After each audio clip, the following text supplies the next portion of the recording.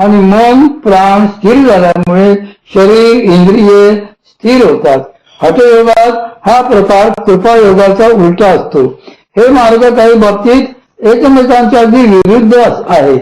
हठयोगात वेगवेगळ्या आसनांच्या साह्याने, वेगवेगळ्या मुद्रांच्या साह्याने आणि वेगवेगळ्या बंधांच्या साह्याने इंद्रिये स्थिर केली जातात. प्राणायामाने मन प्राण स्थिर केले की आसन स्थिर होते. अभ्यास योगात मात्र याच्या विरुद्ध गोष्ट होते.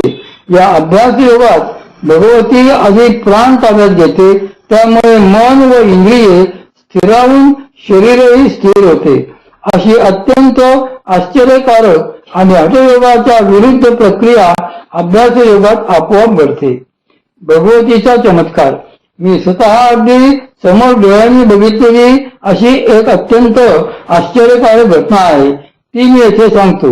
सांगलीला परमपूज्य श्री गुरुवारी महाराजांचा पुण्यतिथी महोत्सव होता. त्याच दिवशी चांगला मुहूर्त होता म्हणून परमपूज्य श्री मामांनी पहाटे 2 जणांना दीक्षा दिल्या. ज्यांना दीक्षा झाल्या त्यापैकी एक गृहस्थ व्यापारी होते. त्यातही त्यांचा व्यवसाय होता हलवायाचा. त्यांचे एकाच जागी दिवसभर बसायचे काम होते, त्यामुळे ते गृहस्थ कमालीचे जाड झालेले होते, अतिशय लठ्ठ होते, इतके की त्यांची आपण कल्पनाच करू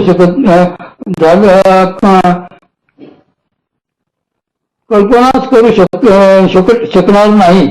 त्यांच्या समोर मी तर अगदी चवळीची शेंग वाटेल असे ते होते. आपल्याच वजनामुळे त्या गृहस्थांना आपल्या पायांवर उभे राहणे देखील कठीण जायचे. थोडा वेळ ते उभे राहिले तरी लगेच मटकन खाली बसायचे. बरे खाली तरी नीट बसायचे की नाही, तर त्यांना आडवेच व्हायला लागायची. एका संस्थांच्या महाराजांची सुद्धा अशीच कथा सांगतात. ते अंगाने भयंकर धिप्पाड होते. पूर्वीचे व्यायामाने कमावलेले शरीर असले तरी ते पुढे सुटले आणि त्यांना स्वतःचे शरीर मग सांभाळत नसे. त्यांच्या डॉक्टरांनी त्यांना रोज फिरायला व्यायाम करायला सांगितला होता, म्हणून ते रोज फिरायला निघायचे.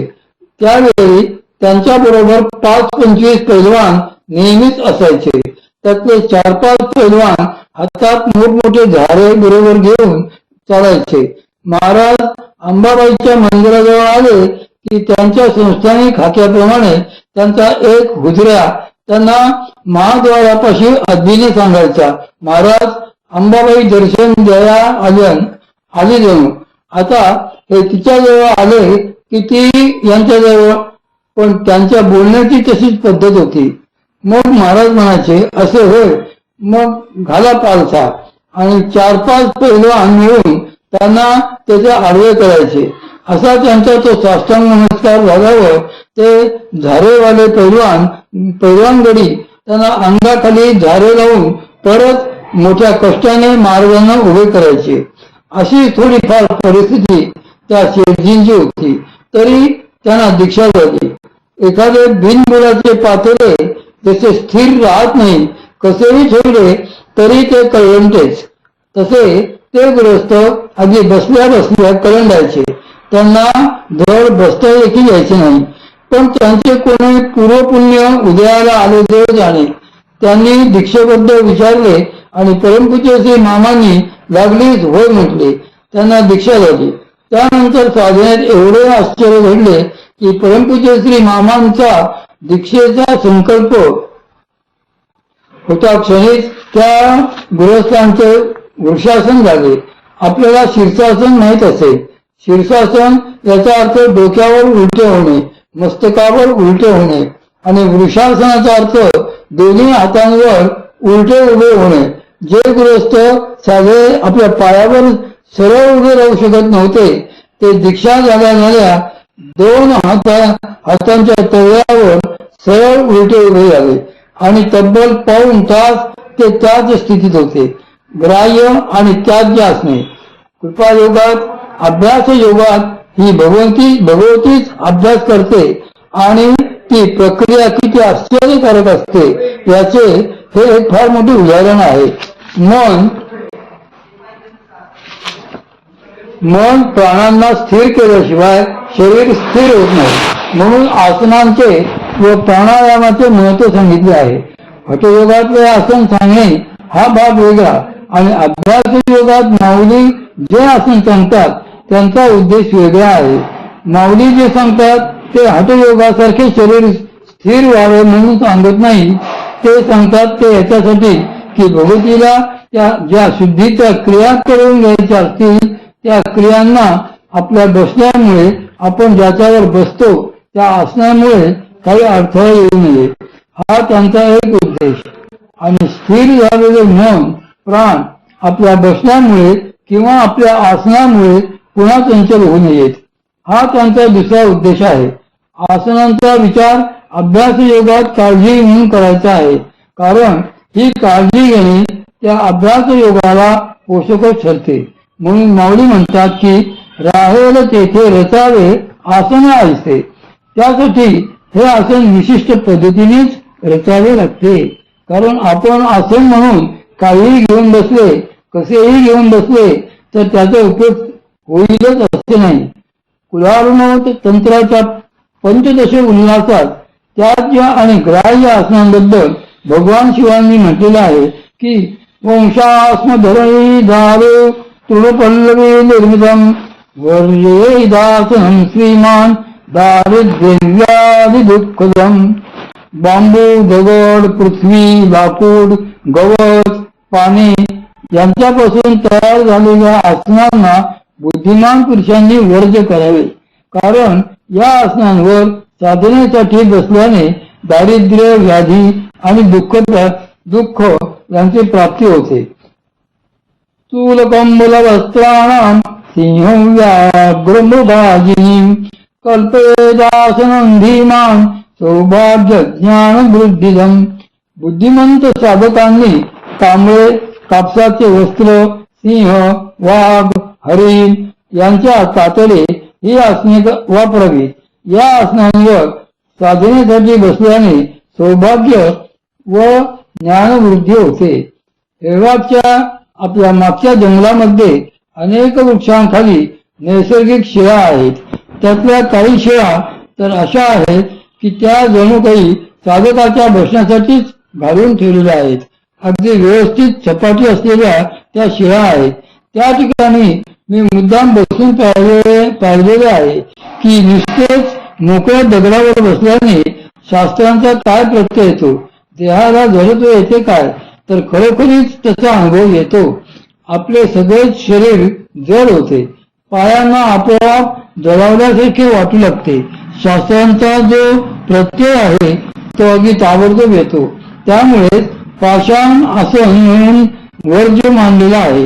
पाषाणावर बसायचे असेल तर त्याच्यावर आपले विशिष्ट आसन घालावे आणि मगच बसावे.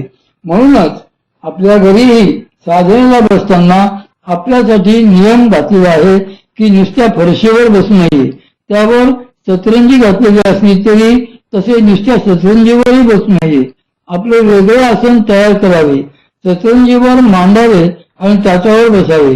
हा नियम त्यासाठी सांगितलेला आहे. बरे, नुसत्या कुशावर म्हणजे गवतावर जर तरी बसावे की नाही, तर तसे बसू नये असेच महात्म्यांनी सांगितलेले आहे. याचे कारण असे आहे की ते सुबद्ध नसते, पण तेच गवत व्यवस्थित रचले तर चालू शकेल. पण त्यावरही वस्त्राचे आसन हवे. आपले जर दर्भ किंवा कोणतेही चांगले गवत जे आसनाचे उपयोगाचे असेल ते तसेच कसेही घेतले तरी चालत नाही. हे गवत जर आपण बारकाईने पाहिले तर ते मुळाशी जाड असते आणि पुढे बारीक होत जाते. ते काही संपूर्ण एकसारखे नसते. म्हणूनच ते रचताना काही उलटे तर काही सुलटे असे बरोबर मापाने रचले नाही तर ते कमी जास्त रचले जाते आणि असे आसन समतल राहत नाही.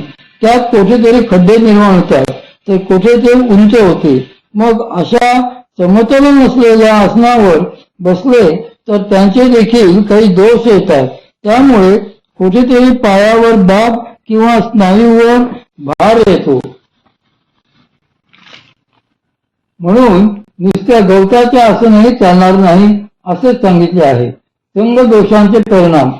आता श्री भगवंत असे सांगतात की चैलाजिनकुशोत्तरम. अजिन याचा अर्थ प्राण्यांचे कातडे. पण सर्व प्राण्यांची कातडी साधनेला बसायला चालतात काय, तर त्याचे उत्तर नाही असेच आहे.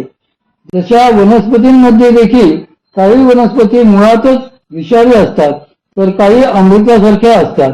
काही झाडांची फळे कडूच लागतात, तर काही फळे मुळातच गोड असतात. असा निसर्गानेच त्यांच्यात भेद करून ठेवलेला आहे. तसाच भेद प्राण्यामध्येही करून ठेवलेला आहे. काही प्राणी जन्मतःच क्रूर असतात, तर काही प्राणी जन्मजात लुच्च असतात. काही प्राणी दुष्ट असतात, तर काही आक्रमक असतात. पण या सर्व प्राण्यांच्या वृत्तींचा, स्वभावांचा एकत्र मेळ असलेला एकमेव प्राणी म्हणजे मनुष्य आहे. त्याच्यामध्ये हे सगळे गुण कमी जास्त पण एकदमच असतात. मनुष्याचा स्वभाव त्यामुळे त्याच्या संगतीनुसार बदलणारा असतो असे शास्त्र आहे.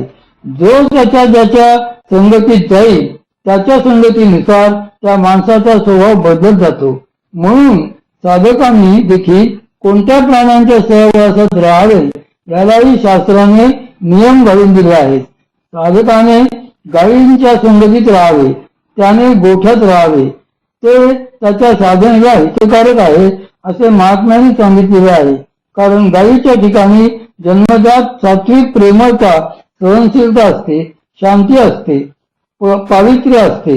पण ते जर मेंढ्यांच्या कल्पात राहिले तर ते साधकांसाठी हिताचे सांगितलेले नाही. कारण मेंढ्या जन्मजात निर्बुद्ध आणि चंचल असतात.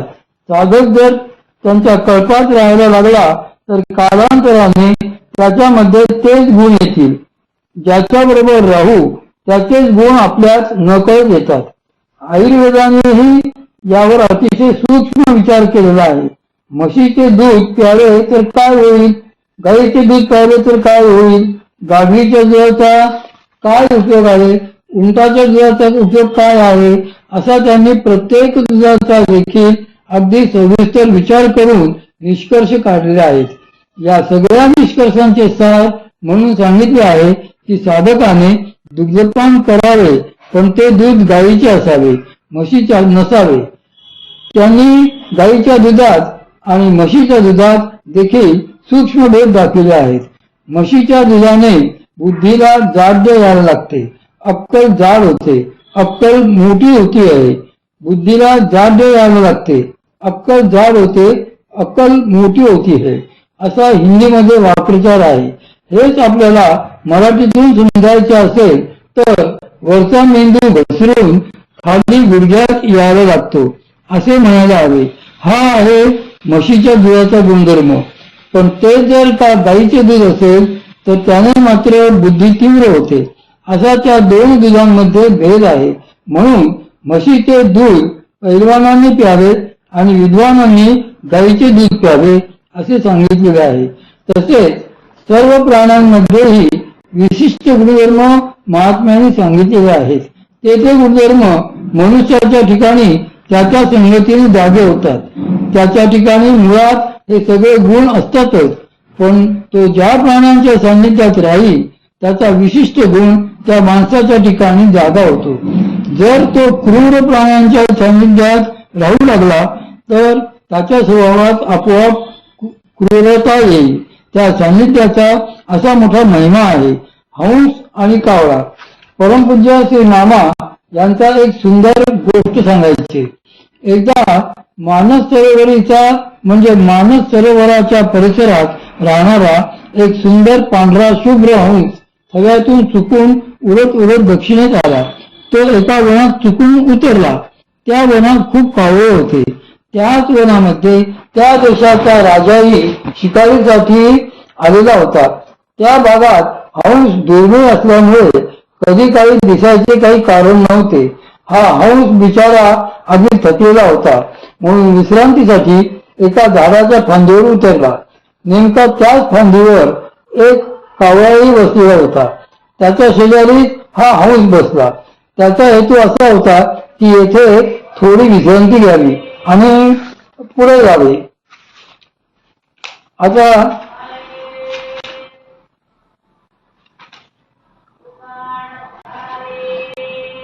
आता योगायोगाने जो राजा वनात शिकारीसाठी आलेला होता तोही थकल्यामुळे थोडे पाणी प्यावे आणि थोडी विश्रांती घ्यावी असा विचार करून त्याच झाडाखाली बसला. त्याचे सहज लक्ष गेले तेव्हा त्याला तो पांढराशुभ्र हंस फांदीवर बसलेला दिसला. त्याला आश्चर्य वाटले. तो विचार करू लागला की आजकाल आपल्या राज्यामध्ये पांढरे कावळे पण यायला हवे की काय. त्याने हंस आधी कधी पाहिलेला नव्हता. त्याच विचारात असताना राजा मग त्याच्या विश्रांतीसाठी आडवा पडला आणि त्याला डुलकी लागली. तेवढ्यात त्या कावळ्याने नेहमीच्या सवयीप्रमाणे शिटी टाकली आणि ती नेमकी राजाच्या तोंडावर पडली. तो संतापला, धडपडून उठला आणि काही विचार न करता एक बाण वर फांदीच्या दिशेने मारला. तो नेमका त्या हंसाला लागून तिरीमिरीने तो खाली पडला. कावळा मात्र उडून गेला. त्या राजाला पक्ष्याची भाषा येत होती म्हणून राजाने त्या हंसाला विचारले, मी तुला आधी कधीच पाहिले नाही, तू कुठला कावळा आहेस? हंसाने उत्तर दिले, अहो महाराज, मी कावळा नसून मानस सरोवरातला हंस आहे. राजा म्हणाला, असे काय? मग तू येथे कसं काय आलास? हंस म्हणाला, माझी तीच एक घोडचूक झाली महाराज, माझे कर्मच मला भोवले. अहो, मी सहजच फिरत फिरत या वनात आलो आणि थोडी विश्रांती घ्यायला म्हणून या झाडावर बसलो, पण बसलो ते नेमके कावळ्याच्या जवळ. मला जो हा क्षणभराचा असंगाचा संग झाला त्याचे फळ मला ताबडतोब मिळाले बघा. असा संगतीचा परिणाम आपल्यावरही होत असतो. एखादा मनुष्य जर दुष्टांच्या संगतीत